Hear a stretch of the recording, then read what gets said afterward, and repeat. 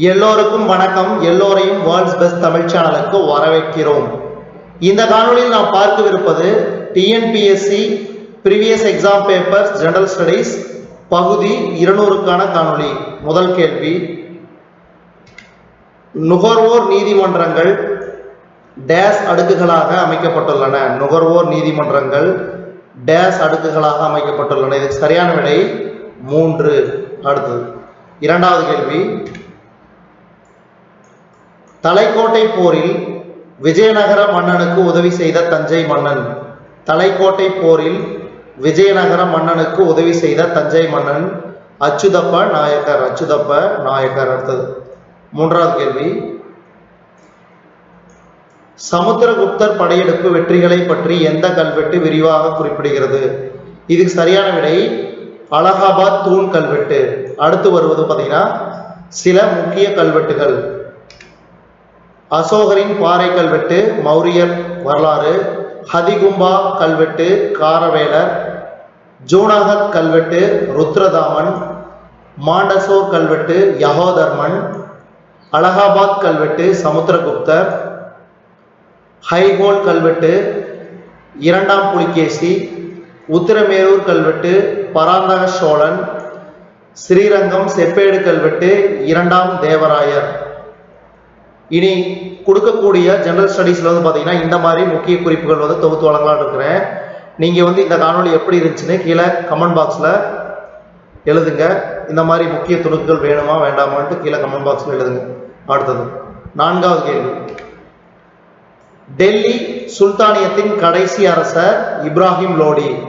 டெல்லி சுல்தானியத்தின் கடைசி அரசர் இப்ராஹிம் லோடி. அடுத்தது நாலந்தா பல்கலைக்கழகத்தை நிறுவியவர். நாலந்தா பல்கலைக்கழகத்தை நிறுவியவர் குமாரகுப்தர்.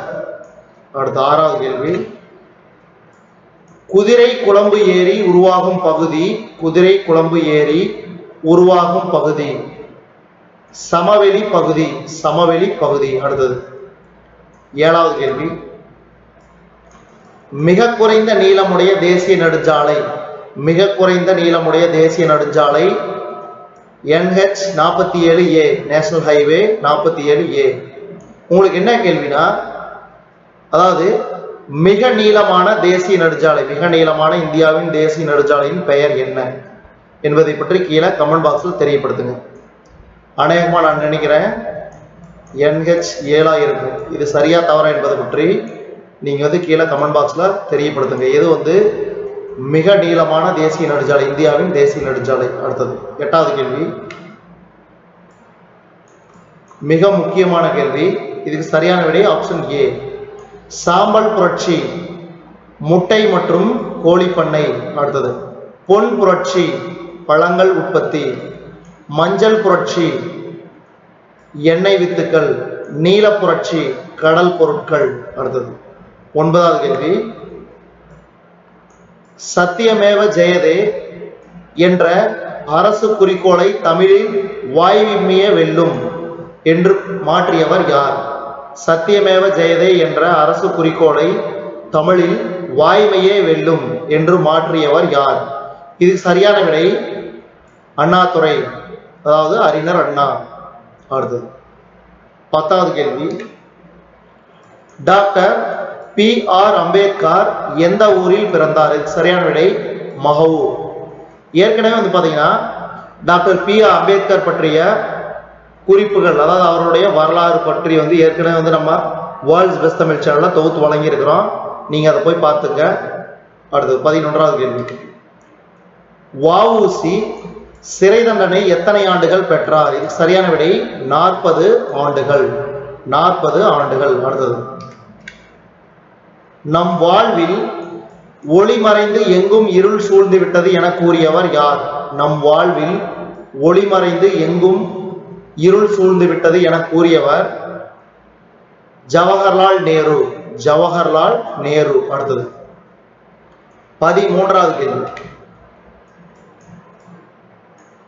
மும்பையில் நடைபெற்ற இந்திய தேசிய காங்கிரசின் முதல் கூட்டத்திற்கு தலைமை வகித்தவர் யார்?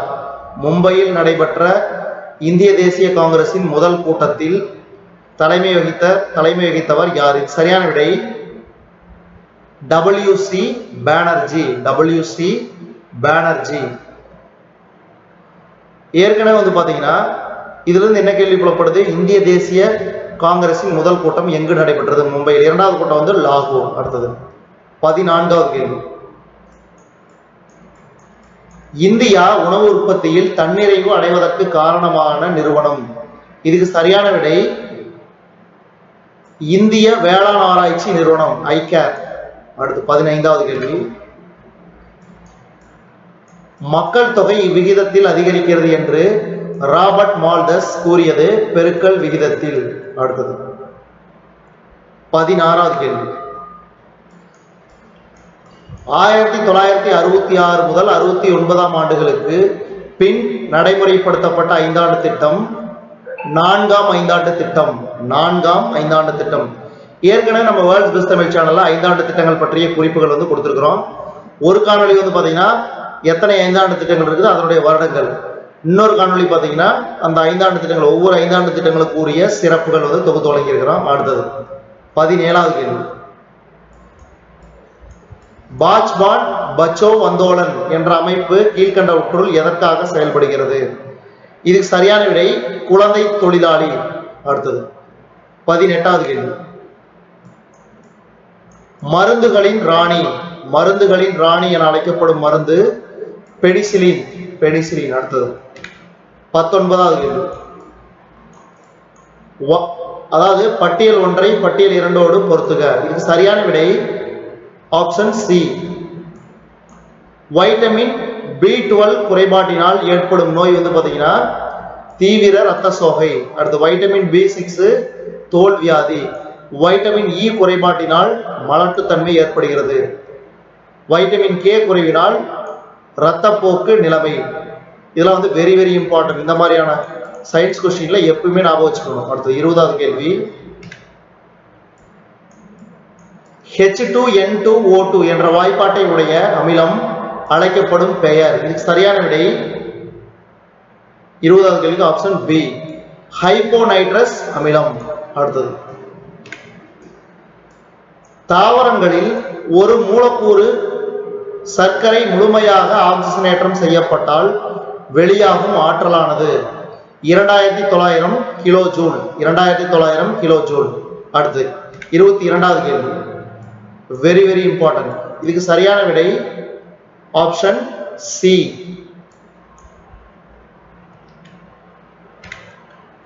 டீலோ நிலை. இதுக்கு சரியான விடை ஆப்ஷன் 2.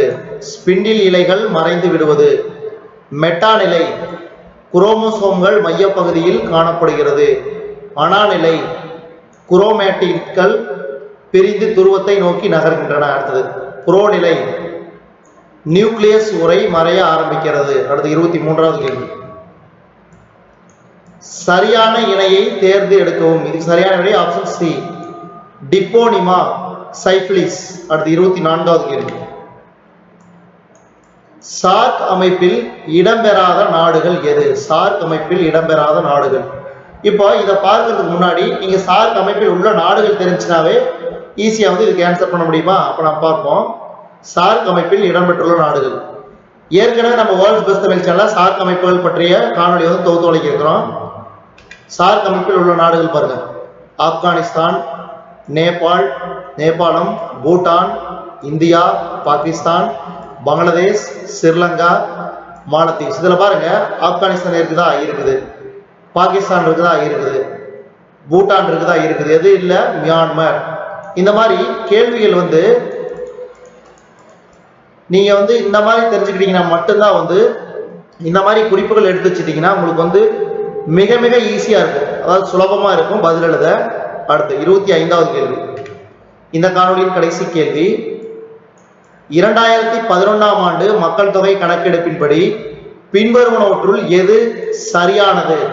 2011ஆம் ஆண்டு மக்கள் தொகை கணக்கெடுப்பின்படி பின்வருவனவற்றுள் எது சரியானது? சரியான விடை ஆப்ஷன் ஏ, 1000 ஆண்களுக்கு 940 பெண்கள். இதுவரைக்கும் நம்ம இந்த காணொலியில பார்த்தது TNPSC previous exam paper general studies பகுதி 200க்கான காணொலி. இந்த காணொலி உங்களுக்கு பிடிச்சிருந்துச்சுன்னா லைக் பண்ணுங்க, கமெண்ட் பண்ணுங்க, மறக்காம இந்த காணொலி உங்க நண்பர்களுக்கும் ஷேர் பண்ணுங்க. இது வரைக்கும் நம்ம வேர்ல்ட்ஸ் பெஸ்ட் தமிழ் சேனலை சப்ஸ்கிரைப் பண்ணிங்க, கீழே இருக்கிற பெல் பட்டனை பிரஸ் பண்ண மறந்துடாதீங்க. நம்ம வேர்ல்ட்ஸ் பெஸ்ட் தமிழ் சேனல்ல TNPSC previous exam papers general studies பகுதி 200க்கான காணொலியை நம்ம வேர்ல்ட்ஸ் பெஸ்ட் தமிழ் சேனல் வாயிலாக பார்த்தமைக்கு நன்றி. இது வரைக்கும் டிஎன்பிஎஸ்சி ப்ரீவியஸ் எக்ஸாம் பேப்பர்ல இருந்து ஜெனரல் ஸ்டடீஸ் 200 காணொலிகள் சக்சஸ்ஃபுல்லா அப்லோட் பண்ணியிருக்கிறோம். இது உங்களுடைய வரவேற்பு இல்லாம நடக்காது. அதனால இந்த 200 காணொலி, அதாவது ஒவ்வொரு காணொலிக்கு 25 வினாக்கள் வீதம், மொத்தம் பாத்தீங்கன்னா 5000 வினாக்கள் விடையுடன் தொகுத்து வழங்கியிருக்கிறேன். அதாவது நீங்க பார்த்தா மட்டும் பத்தாது, உங்க நண்பர்களுக்கும் இந்த TNPSC previous exam paper general ஸ்டடீஸ்க்கான காணொலியை நீங்க உங்க நண்பர்களுக்கும் ஷேர் பண்ணுங்க. முடிஞ்ச அளவுக்கு நிறைய பேருக்கு ஷேர் பண்ணுங்க. அதாவது டிஎன்பிஎஸ்சி ஜெனரல் ஸ்டடீஸ் ப்ரிப்பேர் பண்றவங்களுக்கு, அதாவது தேர்வுக்கு ப்ரிப்பேர் பண்றவங்களுக்கு மிகவும் பயனுள்ளதா இருக்கும். அதனால மறக்காம உங்களால முடிஞ்ச அளவுக்கு நிறைய பேருக்கு ஷேர் பண்ணுங்க. நன்றி.